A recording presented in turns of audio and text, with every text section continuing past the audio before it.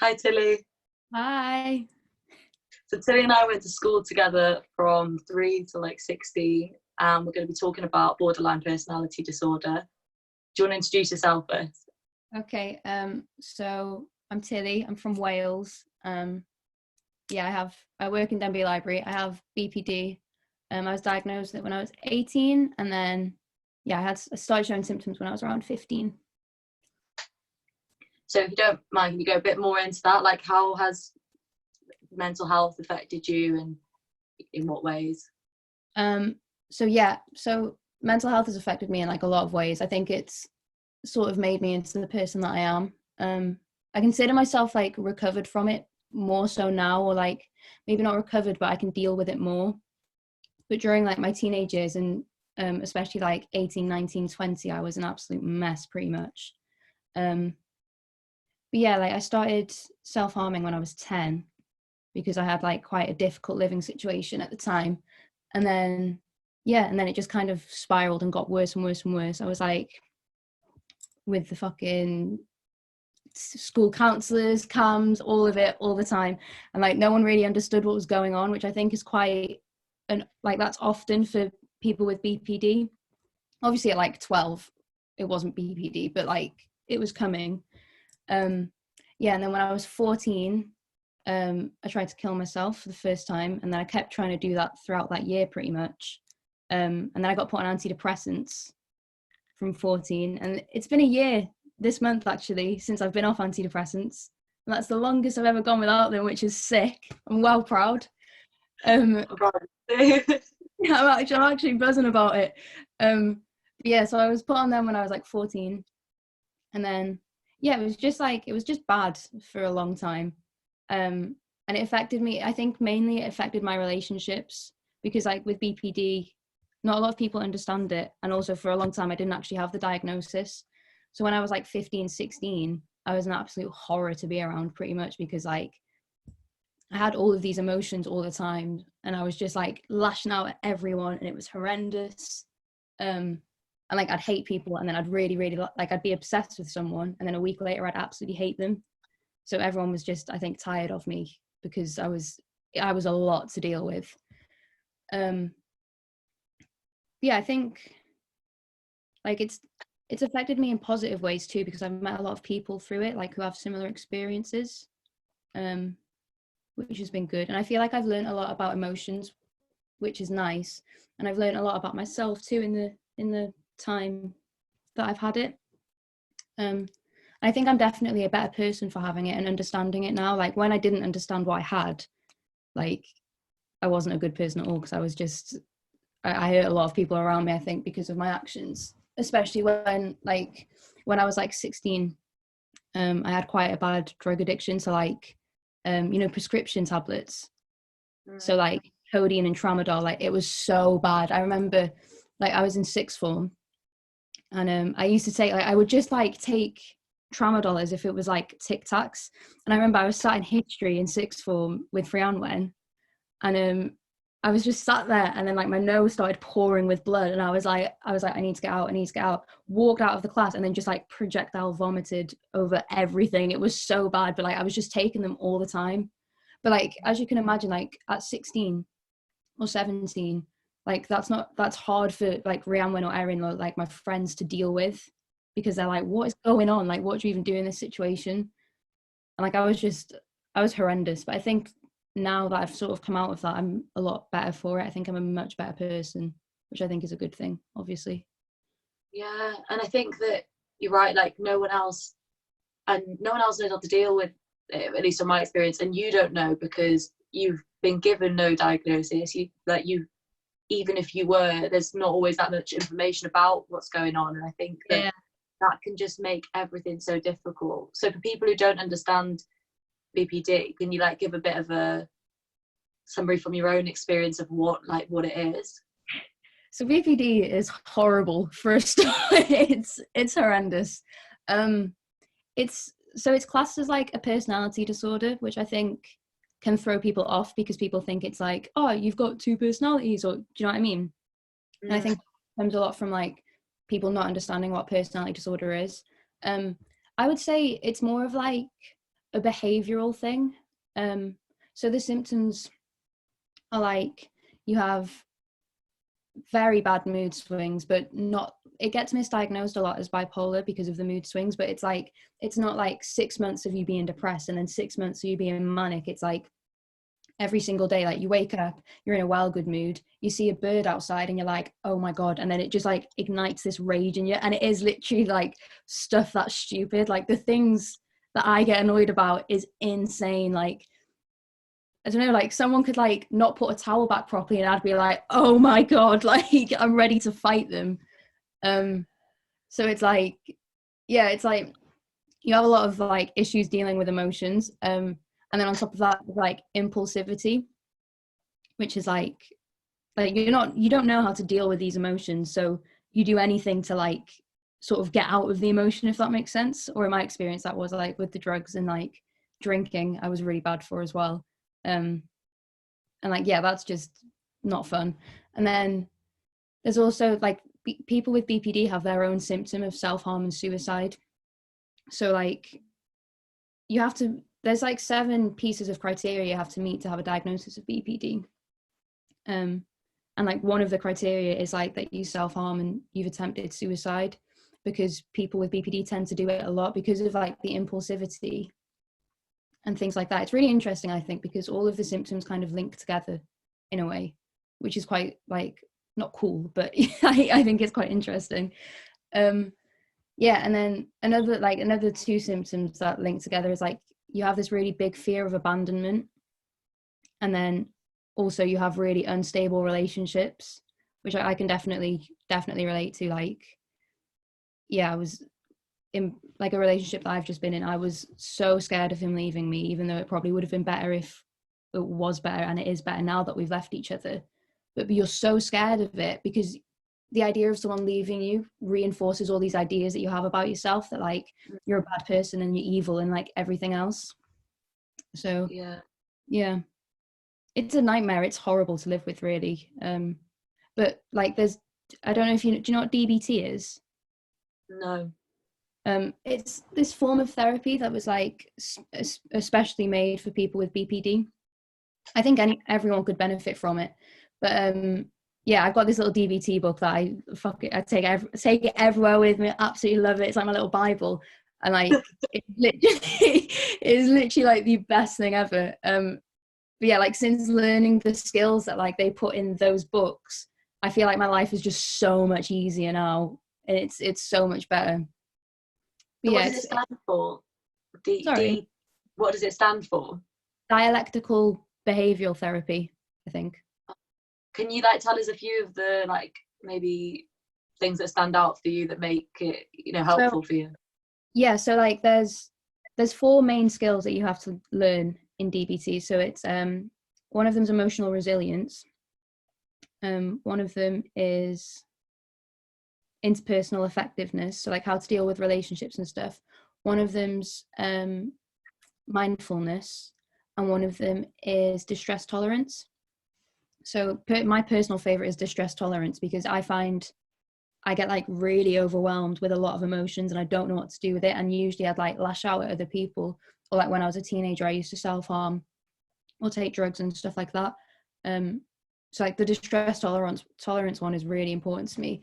And it's just like really simple stuff. So like there's a skill called radical acceptance, where the whole goal of it is to just accept what's happened. So say for example, you've done something that really has hurt someone, instead of like then lamenting over it for months and months on end about how you're a terrible person, you just accept that it's happened. And like you accept that, yeah, what you did was wrong, but it's happened and you can't change that, which I think is really helpful. And then there's another skill, which is like distract, relax, and cope. So at first you distract yourself from your emotions. So that could be doing anything. Like personally, I listen to Rizzle Kicks. So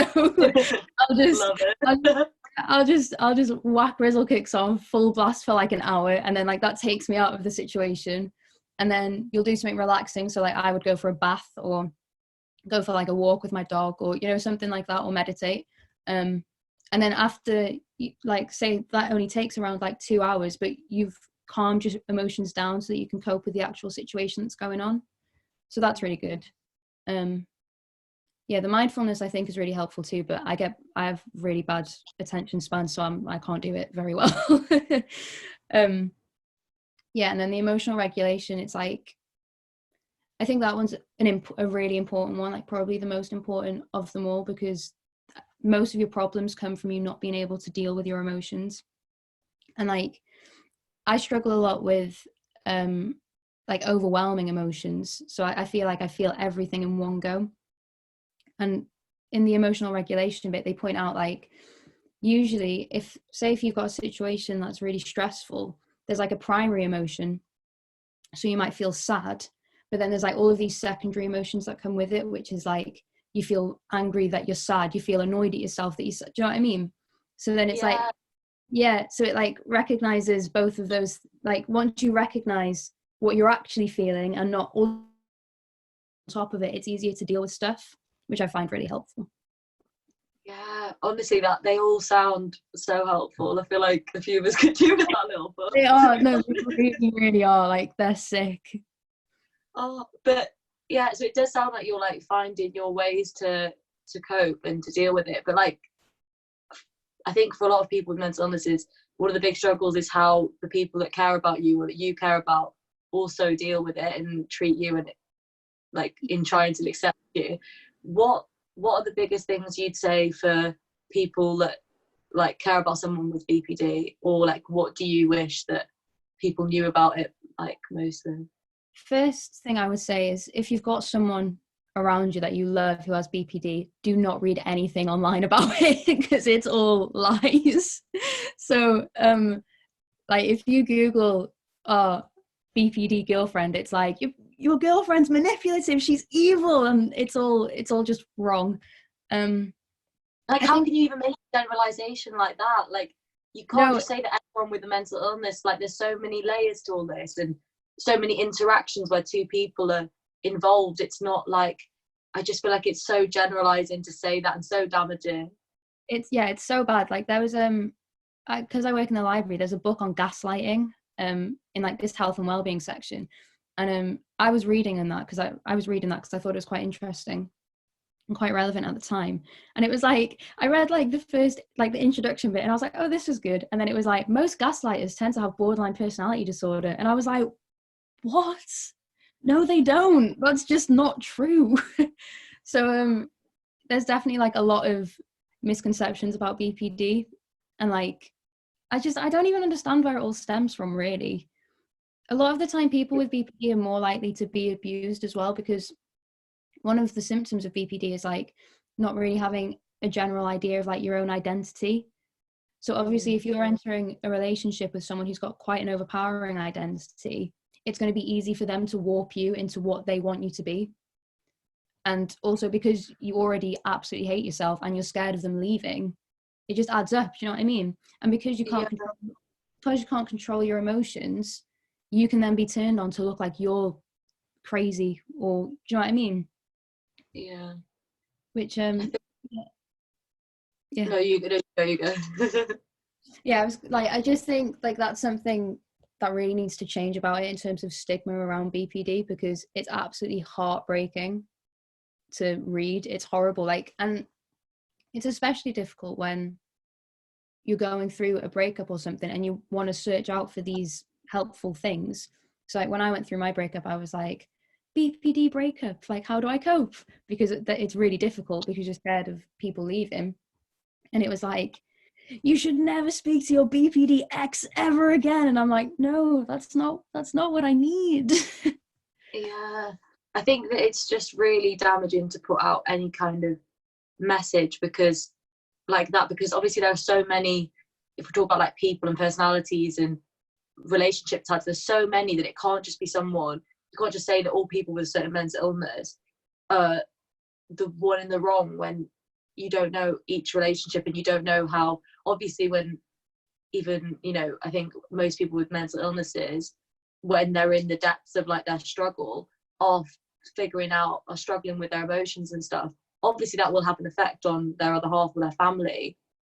But I think it's wrong to say that person is then like bad. Like that just doesn't Yeah. help the situation at all. You just don't know the depths of it. And I think it's really, really, I'm not gonna lie, every time I've heard about borderline personality disorder, and I'm sure most people watching, it's been in a really like negative sense, and people close to me also have it. I think it's really, really toxic to say. But having said that, like what has helped, so has the label then helped you? Like obviously it's helped you understand yourself, but you know, with the pros and cons, what do you wish could be like changed about how people see it? Yeah, it's kind of a difficult one. I think, yeah, the label helped me to understand like what was going on. I remember when it first got mentioned to me, I was 15, and I just remember my psychiatrist at the time being like, the personality is a spectrum and you're more on the disordered side. And I was like, great, okay. It was so bad. But yeah, like, so it helped.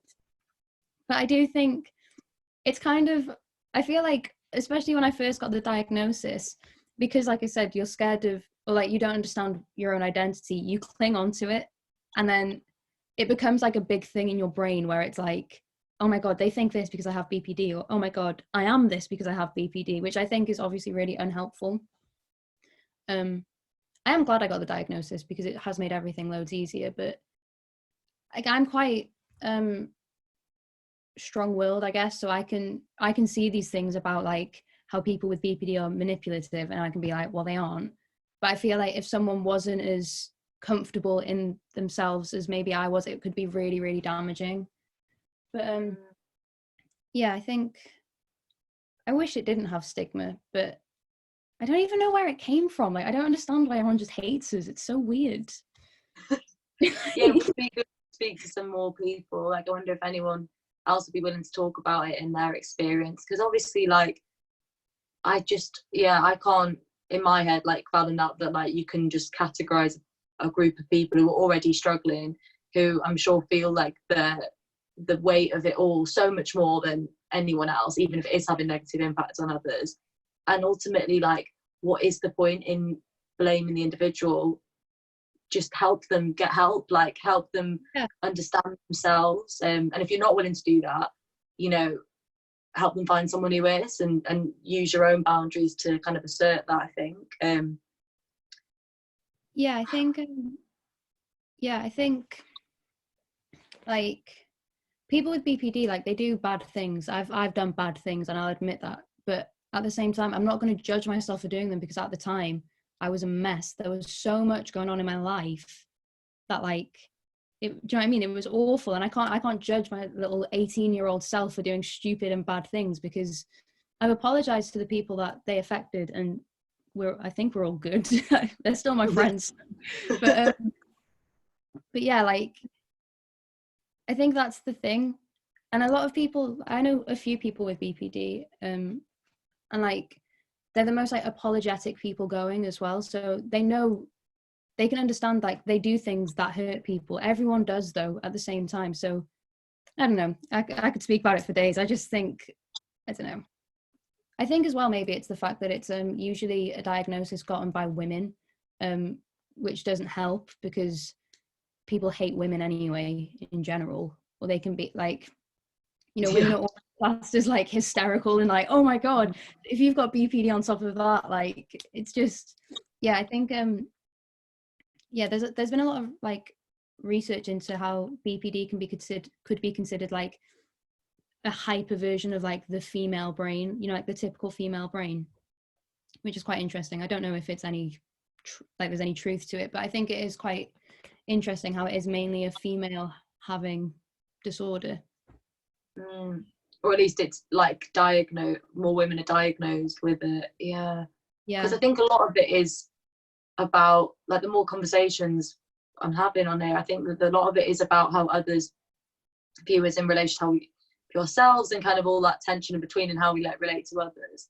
And like I think that also most people I've met with mental illnesses have been, like you said, like some of the most empathetic, like kindest people who've been through so much, and have obviously, like anyone made mistakes along the way, probably heightened the mistakes in their own minds, and the judgment and the guilt, and then feel more, or not necessarily more, but feel deeply about things and about things they care about. So I think that that's really important to emphasize, because obviously on the media what we see of mental illness is just so problematic. Yeah, do you have any thoughts about that?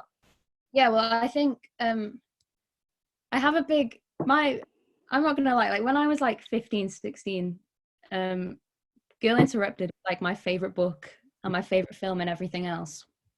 But like, and I love Winona Ryder, I think she's amazing, but it's like just not an accurate portrayal of borderline personality disorder, and I feel like that's what everyone thinks it is. And I feel like everyone, like every teenage girl goes through that phase where like they watch Girl Interrupted and they're like, I have borderline personality disorder.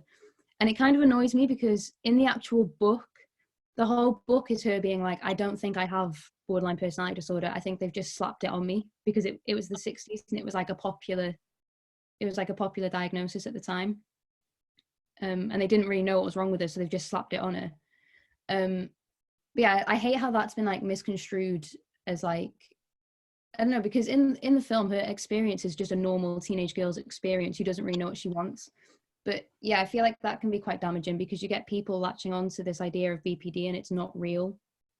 And then, yeah, mental illness in general that's been portrayed in the media, I think is really damaging. Like you've got, you know, like Cassie in Skins and stuff like that. Like this idea that it's like a dainty, like, oh my God, I'm so interesting. Which just like, It's so true. Yeah, it's so true. it's just not real. Yeah, or you've got like the, or maybe like this in a similar vein, you know, the whole like tortured genius thing. I hate, like I just hate that. I just think it's wrong and annoying. Yeah. But yeah, I think I'm trying to think of something that I've watched that's like portrayed mental illness in a good way, but I can't really. It says it all, really, doesn't it? Yeah, like none of it's good. None of it's good. It's all shit. We need to make some more. So yeah, what do you wish you were told earlier, and like what advice would you maybe give someone else who's just got that diagnosis from your experience? I wish I was told earlier that like it's okay to have feelings, because I really struggle with like having them. I think I hate them. So like, I just can't, like, I think if I'd have been told like from a young age, like it's fine to be sad, it's fine to be angry, I'd be in a lot better position. And I feel like it's important to like take time to yourself as well and like understand what you're actually feeling and not judge yourself for feeling whatever you're feeling. Like I said, like I'm coming out of a breakup and there's like a lot of feelings there that need to be addressed, but I'm not gonna like, you know, kick myself if I'm crying about it, because like, yeah, the relationship should have ended and I know that in my head, but I'm still sad about it and that's fine. I think it's important to like be able to experience every feeling that you have and not judge yourself for that. I also think it's important to seek out people with similar experiences to you, especially with BPD, because it's really hard. I feel like no matter how much I talk about it to say like my mates who've been great, or anyone really, they'll never understand what it is actually like, and it can be really alienating, because it's so difficult and it's so complicated and it's so different for every single person.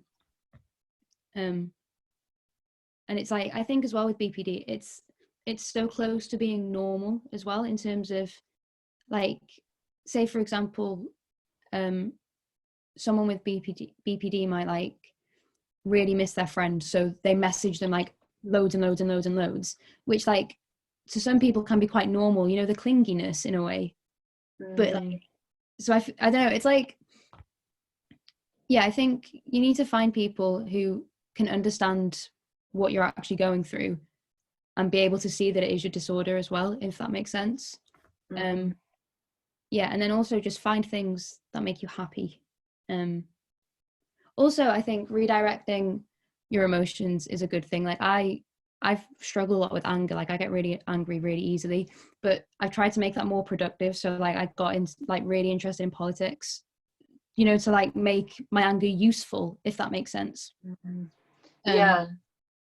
Because otherwise I'm just like sitting here and stewing and angry about everything. But I feel like if I'm actually doing something, like when the election was happening and I was like knocking on doors and stuff, it felt like the anger was like, it was a nice feeling, if that makes sense. Definitely. Yeah.